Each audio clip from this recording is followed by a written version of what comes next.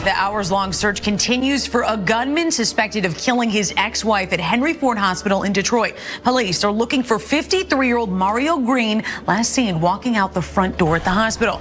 The man didn't rush. He didn't look nervous. He didn't hesitate. The security cameras at Henry Ford Hospital captured him the moment he stepped through the front doors just before 10 that morning. Tall, dressed in dark clothes, moving with the calm confidence of someone who already knew exactly where he was going. No checking over his shoulder. No pretending to be lost. He walked straight past the nurse's station, down the main hallway, and toward the stairwell that led into the lower level of the building. In a small office below, Latricia Brown was finishing another long shift. She had worked inside that hospital for nearly 20 years. 2 decades of cleaning rooms, helping coworkers, and quietly keeping the place running behind the scenes. That morning was supposed to be no different. Clock out. Go home. Rest. Breathe. She never made it out of that office. A coworker later said they saw her step into the hallway when a man approached her. Maybe she was trying to keep things calm. Maybe she didn't want to cause a scene at work. Maybe she believed, just for a second, that he would leave if she talked to him.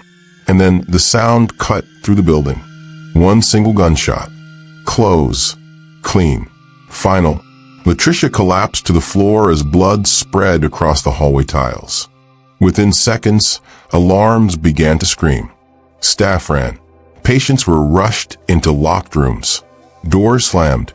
Somewhere nearby, a coworker was already calling for help, their voice shaking as they tried to explain what they had just seen. But the man who fired that shot wasn't running. The cameras caught him again moments later, walking back up those same stairs. His face was calm. His steps were steady.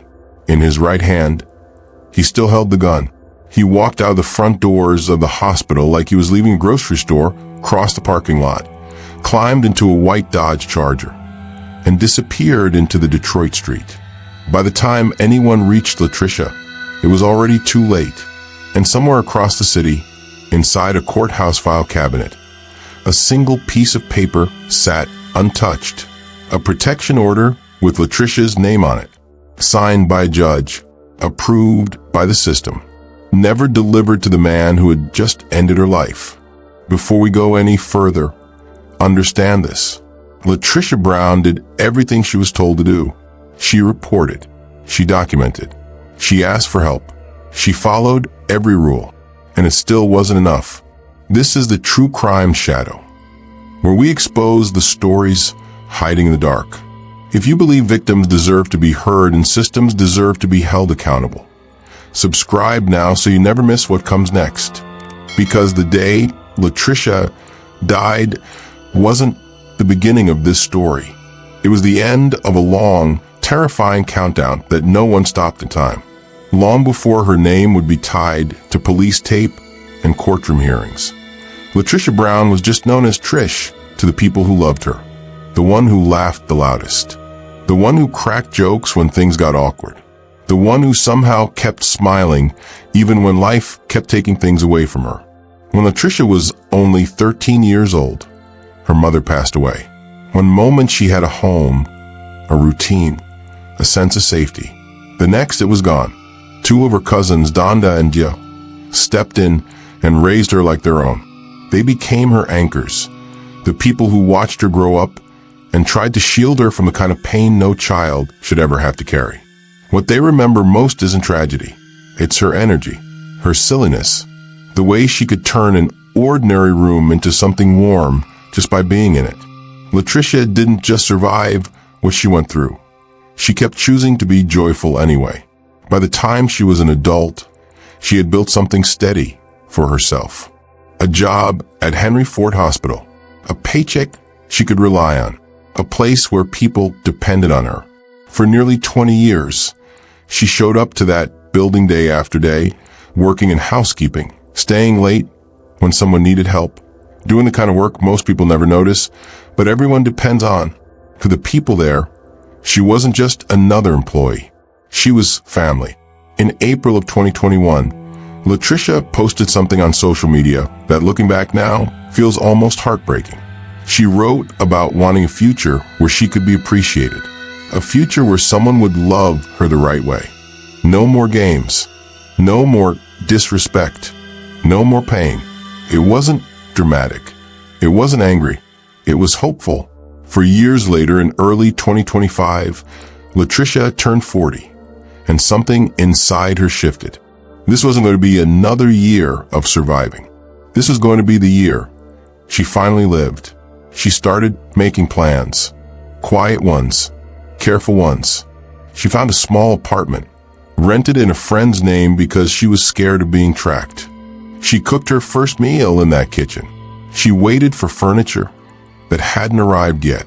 For the first time in years, she felt like freedom was finally within reach. But even then, she never fully relaxed. Her friends noticed it. The way she checked the windows, the way she parked in different places every time, the way she froze whenever cars slowed down nearby. On paper, she was free. In reality, she knew someone was still watching. And the reason for that fear had a name: Mario Green. And what he had been doing in the shadows for years was about to collide with Latricia's hope in the worst way imaginable. Mario Green was 13 years older than Latricia, and from the outside, their story didn't look unusual at first. They met when she was younger, fell into a relationship, and eventually got married in 2012. To anyone scrolling past their photos or hearing their names in passing, they looked like just another couple trying to make things work. But behind closed doors, Mario was never really a partner. He was something else entirely. By 2018, their marriage was officially over. Mario was the one who filed for the divorce. On paper, he walked away. But emotionally and psychologically, he never did. Even after the marriage ended, he still acted like Latricia belonged to him, like she was something he owned, not someone he once loved. And the truth was, this wasn't new behavior. Long before Latricia ever came into his life, Mario Green already had a pattern. Back in 2001, another woman had filed a protection order against him. He violated it. He stalked her. He threatened her. He even assaulted her. The court saw enough to convict him of aggravated stalking, and he ended up spending nearly 6 years behind bars for arson and related crimes. When he got out in 2012, the same year he married Latricia, he didn't come out changed. He came out quieter, smarter, more careful about how he controlled people. Over the years, at least 7 different women would file protection orders against Mario Green. 7 women, all afraid of the same man, all telling the system the same thing. And every time, he managed to slip through the cracks. By 2018, while Latricia was still living under the same roof as him, even after their divorce, Mario started putting on a performance online. He posted sonogram pictures, photos with another woman, even an engagement announcement. Friends and strangers commented confused, asking who the baby was, congratulating him on his new life. He never explained, because that was the point. While he publicly showed the world that he had moved on, he privately made sure Latricia never could. It was a way to humiliate her, to remind her that he controlled the story, that he decided who got to be happy and who didn't. Mario didn't want Latricia back. He just didn't want her to have anyone else. And that twisted kind of control would become the most dangerous thing in her life. Because the moment Latricia tried to truly break free, Mario stopped pretending and started escalating. After the divorce, nothing really changed. Latricia and Mario were legally separated, but in real life, they were still trapped in the same space. Same house, same tension, same fear. Whatever money problems, whatever threats, whatever hold Mario had over her, it kept Latricia from walking away completely. So she stayed, even though every day felt heavier than the last. And Mario used that closeness to keep breaking her down. Her friends saw it before the rest of the world ever did. One of them later said she had watched Latricia show up with bruises she tried to cover. She heard the late-night calls where Latricia cried so hard she could barely speak. Mario didn't just hurt her physically. He tore at her sense of worth. He told her she was nothing, that nobody else would ever want her, that she should be grateful he was still there. That kind of abuse doesn't leave marks you can always see, but it changes how a person moves through the world. By 2025, the situation had reached a breaking point. Mario finally forced Latricia out of the house. Just like that. Years of living together. Gone. No backup plan. No safety net. No place to go. So she did the only thing she could. She slept in her car. Every night, after working a full shift at Henry Ford Hospital, Latricia walked back to the parking lot, climbed into the driver's seat, and tried to sleep. Not to rest before driving home, but because the car was her home. It was the only place she had left that Mario couldn't easily take from her. Even then, he didn't stop. He started showing up at the hospital, following her to her car, destroying her belongings, calling the building so often that her coworkers began to recognize his voice. Security had his photo posted. Reports were filed. Everyone knew he was a problem. And still, he kept getting closer. In April, he caused such a scene at the hospital that security had to escort him out.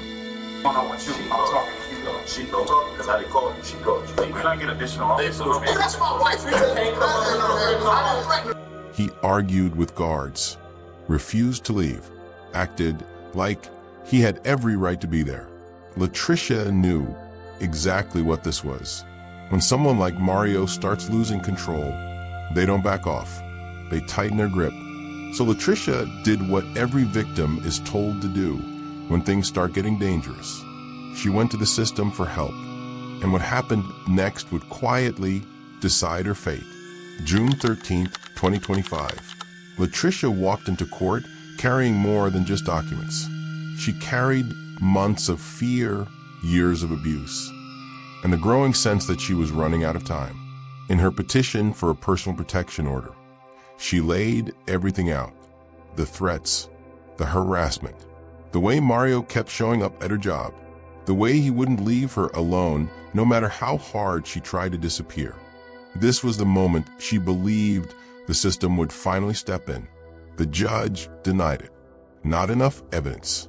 Not enough to meet the burden of proof. Just like that, the door was shut. Latricia walked out of that courtroom knowing she had done everything they asked her to do, and still she had been told no. But Mario didn't slow down. He got louder. On July 1st, he broke into her car in the hospital parking lot, not to steal it, to destroy it. He ripped through her clothes, her shoes, the few personal things she still had left. It was a message, not a crime of convenience. I can reach you whenever I want. So Latricia tried again. On July 20th, she filed for another protection order. This time, her words were different. There was no legal language, no careful phrasing, just raw fear. She wrote that she felt the system had let her down, that she was asking for help before this went too far. The next day, a judge finally approved it. On paper, Latricia was protected. In reality, she wasn't.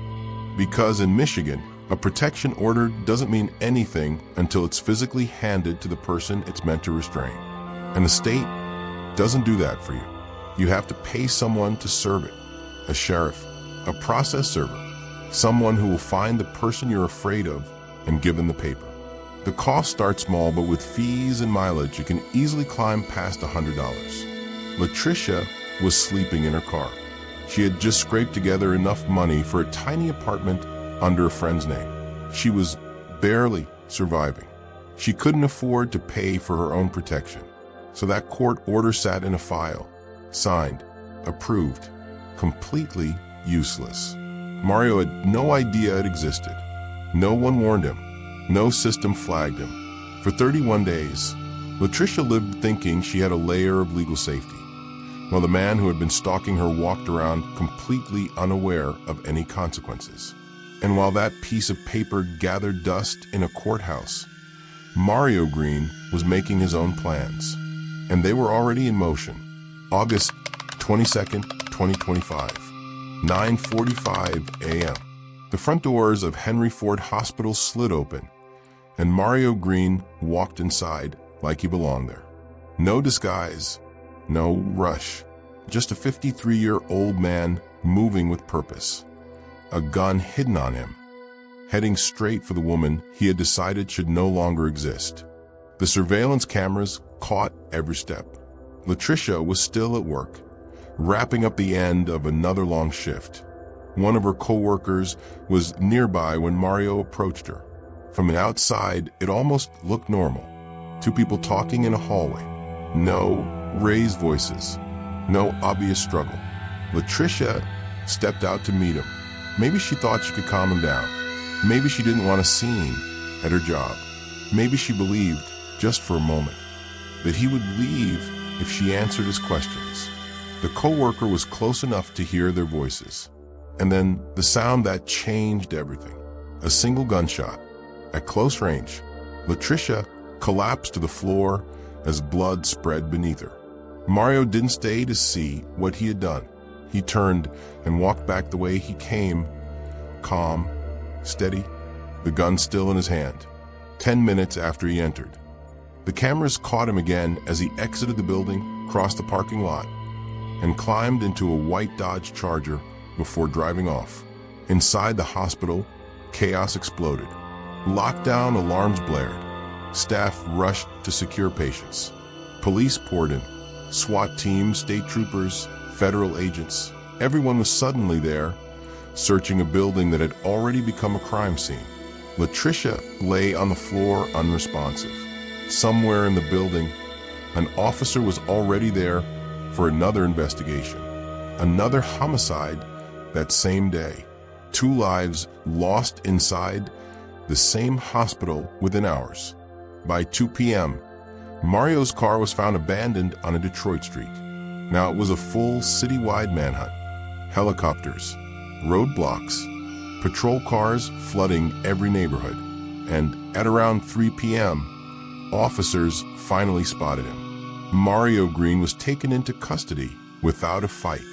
With him was another man, Anthony Barnett, who investigators say helped him run, hide, and ditch the car. The two were arrested together, ending 6 hours of fear across the city. But for Latricia Brown, there was no relief left to give. And as the dust settled, one question refused to go away. How did a man this dangerous ever make it through those hospital doors in the first place? The charges against Mario Green came down fast and heavy. First-degree premeditated murder, using a firearm inside a building. Aggravated stalking, being in possession of a weapon he was never legally allowed to have. Prosecutors said what everyone could already see. This wasn't a moment of rage. This was something he planned. He walked into that hospital knowing exactly what he was going to do. Anthony Barnett, the man arrested with him, was charged as well.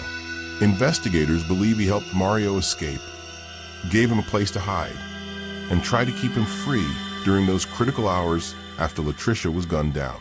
He was accused of lying to police and helping someone wanted for a killing avoid capture. For months later, Latricia's family sat inside a Detroit courtroom as a judge reviewed the evidence.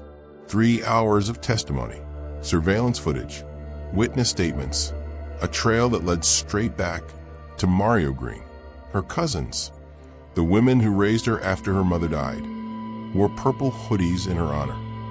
Purple for justice, purple for remembrance. When the judge ruled that there was enough evidence to send Mario to trial, they finally let themselves breathe.